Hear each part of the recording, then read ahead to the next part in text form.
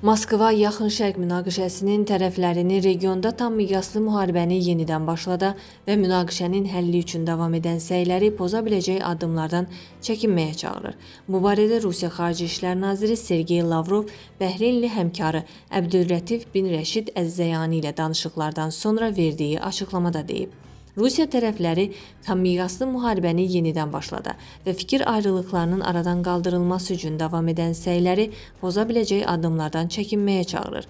Rusiya Bəhreyni və digər ərəb ölkələrinin suverenliyini və ərazi bütövlüyünü qorumaqda qətiyyətlə dəstəkləyir və orada yerləşən mülki infrastrukturlara hücumları qəti şəkildə qəbul edilməz hesab edir, deyə o bildirib.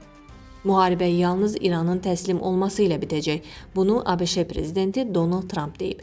Trump həmçinin ABŞ-nin hələ İrana tam güclə hücum etmədiyini bildirib. Prezident əlavə edib ki, davam edən münaqişəyə baxmayaraq ABŞ-nin İranın mülki infrastrukturunu hədəf almamasına üstünlük verərdi.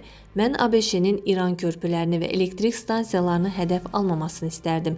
Elə bir durum yarana bilər ki, İran xalqı içməyə su tapa bilməz. Mən bunu istəmirəm.